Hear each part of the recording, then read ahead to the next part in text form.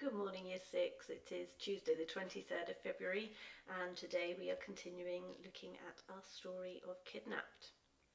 Okay, well, obviously a crime has been committed, so I thought this week we would actually investigate this crime, and today I'd like you to imagine that you are Ron. You are the boy in the story, and a detective is investigating what has happened to the American ambassador's daughter. So your job today is to speak as Ron, to write as Ron, and use the text to answer all of these questions on this police report. So you can see we've got Hampshire Constabulary Police Report. The charge is kidnapping, and the witness statement is from Ron.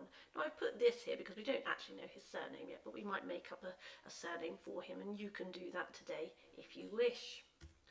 Okay, so you're going to need to be able to infer and also to retrieve some information. You're going to need to underline and annotate the text. So the key thing today there is underline where you think the key evidence is. So the first question is, why were you out so late unaccompanied? Now, at the moment, I'm not actually going to answer that question, but I'm going to just give you guidance as to where I would try and find that information in the text. So why were you out so late unaccompanied? So this is referring to where he is out at the beginning of the story. And as we did yesterday, we found that this paragraph here is actually the beginning of his story. So if I just underline the first part of that paragraph, it had only been half an hour ago when Mum had sent me down to the chippy with a tenner. I reached the roundabout. I couldn't help looking at the old house. So there is some key information that will help you to answer this question. Why were you out so late unaccompanied? So we have found the place where he is on his own. What was he doing? What was his reason for being out? Okay, next question. How did you come across the ambassador's daughter? Well, again, you need to think, well, when did he come across? So when did he first meet? That means, when did he first meet the ambassador's daughter? So again, you've got to scan the text. Which paragraph is it where you first meet the girl? And again, the sequencing activity we did yesterday tells us that is probably going to be nearer to the beginning of his story, which is here in the middle. So I couldn't help looking up at the old house, although it wasn't much to look at. It was then that I'd seen it, a light at the window. Now this might all be important information, so let's say a light at the window. Then I saw a face. It was a girl.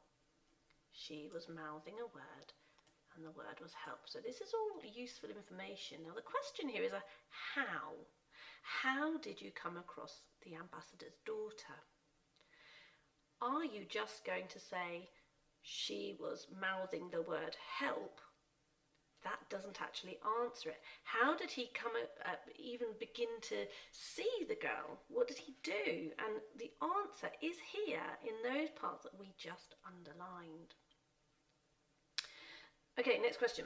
This house where the girl was held was rumoured to be abandoned. How do you know that this is true? Well, at this point, I would like you to think, where is some information about the house? And I would definitely be taking you to this section here. That's how it happened. I'd broken in round the back through a smashed window.